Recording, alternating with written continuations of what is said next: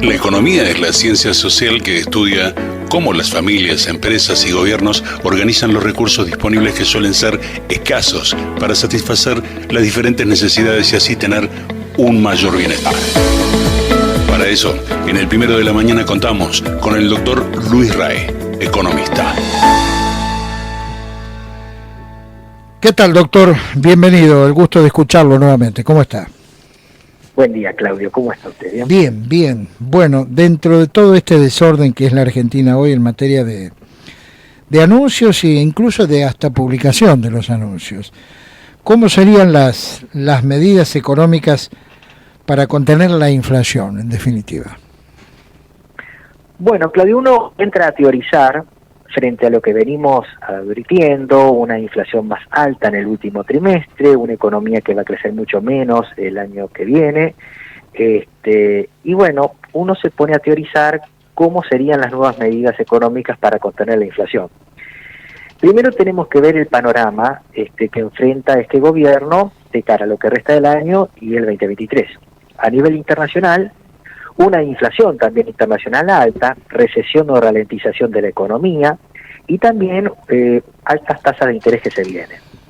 A nivel interno tenemos un clima político preelectoral de cara al 2023 y también una coyuntura económica caracterizada por bajas tasas de crecimiento proyectadas para el 2023, una amenaza de ralentización o que a la ralentización la siga una recesión, y una inflación en una nueva etapa y más alta, como lo venimos advirtiendo en esta columna, ¿no? Y esta coyuntura se parece mucho, también decíamos, a lo que vivimos en la década del 80. Y es por eso que tenemos que recordar qué pasaba en la década del 80 cuando se tomaban medidas antiinflacionarias. Y por lo tanto, el ministro de Economía y este gobierno tiene tres importantes frentes, frente a los cuales tomar las medidas. El primero, el equilibrio fiscal. El segundo, un incremento del nivel de reservas a través de préstamos, mayores controles a la salida de divisas, devaluaciones selectivas y un aumento de la tasa de interés para contener la demanda de dólares. Y obviamente el tercer objetivo y frente es bajar la tasa de inflación. El ajuste típico de la década del 80 o las medidas típicas que recordamos los economistas de la década del 80 se resumen básicamente en una contención o baja del gasto público, un tarifazo, esencialmente era sinceramiento de las tarifas de luz, gas, electricidad, peajes, etcétera, contención de precios, o sea, control de precios, una contención de salarios a través de colocación de techos a las paritarias a las salariales, a los efectos de obtener una caída real de los salarios, jubilaciones, pensiones y transferencias, un aumento de la tasa de interés para contener al dólar, un aumento de impuestos y una devaluación. Este más o menos el paquete que caracterizaban las típicas medidas antiinflacionarias de la década del 80. Sin embargo, el citado recetario en el presente choca con serias restricciones. La primera es que el gobierno se niega a devaluar. Por lo tanto, está empecinado en la persistencia del retraso cambiario del dólar oficial. Y segundo, tampoco puede aumentar impuestos. Sí puede lograr adelantos administrativos de la recaudación, por ejemplo, el adelanto de anticipos o, por ejemplo, establecer una suerte de regímenes de percepción a la compra de dólares como pago a cuenta de algún impuesto, por ejemplo, bienes personales. Esto todavía no se les ocurrió. Por lo tanto, estas dos restricciones dejan en libertad las otras medidas que sí pueden llevar a anticipar cómo serían las medidas que se vienen. Por lo tanto, la primera sería la contención o baja del gasto público, que ya el gobierno la viene haciendo a través de una caída real del gasto, haciendo que las paritarias crezcan por debajo de la inflación y también hagan lo propio las jubilaciones y pensiones y transferencias que vienen creciendo por debajo de la inflación. La segunda, la tenemos también, es la continuación del tarifazo, o sinceramiento o segmentación.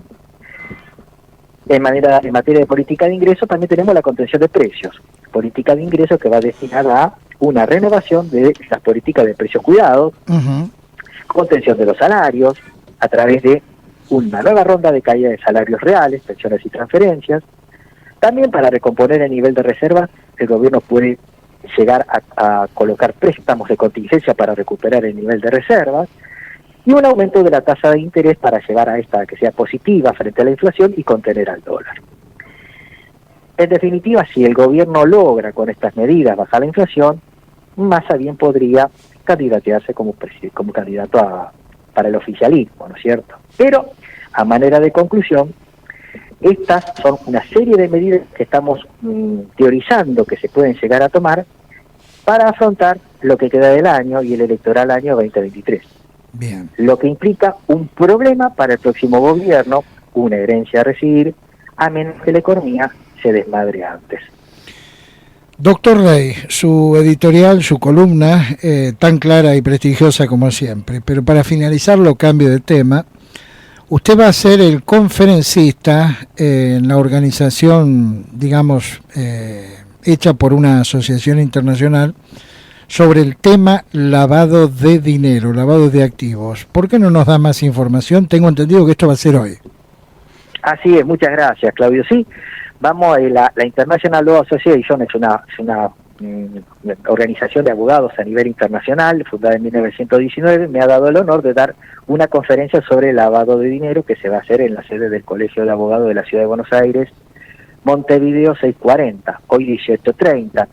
Y lo que vamos a hablar esencialmente es en qué consisten las operaciones de lavado de dinero, que bueno, tienen con origen a la corrupción, venta de armas, órganos, trata de personas, contrabando, evasión, etcétera, y cómo son los mecanismos e instituciones de los que se valen los lavadores de dinero y las medidas, basadas estas esencialmente en resoluciones dentro del marco de Naciones Unidas, OEA, y las grandes instituciones que tratan de combatir este flagelo, como es el GAFI y en nuestro caso la UIF, ¿no es cierto? Entonces básicamente vamos a dar un panorama en cuál es el estado del arte en estos momentos, tanto a nivel internacional como a nivel país, sobre este problema que es un flagelo para las economías porque crean poderes paralelos y generalmente el dinero negro tiende a volver a financiar operaciones de corrupción o de terrorismo o crimen organizado, ¿no? Bien, o campañas políticas. Sí, también. Entre otras cosas. Bueno, porque reiteramos en qué lugar va a ser esto. Lobby, ¿no? Montevideo 640, Ciudad Autónoma de Buenos Aires. Bien. Los esperamos, a usted también ganaría. Y bueno, muchas gracias por... Colegio Público de Abogados, ¿no? Así es, de la ciudad, el Colegio de Abogados. No, el Colegio de Abogados de la ciudad. Muy bien. Sí. Doctor Rey, que siga usted muy bien. Buena conferencia. Muchas gracias, muy amable y saludos a su audiencia. Gracias.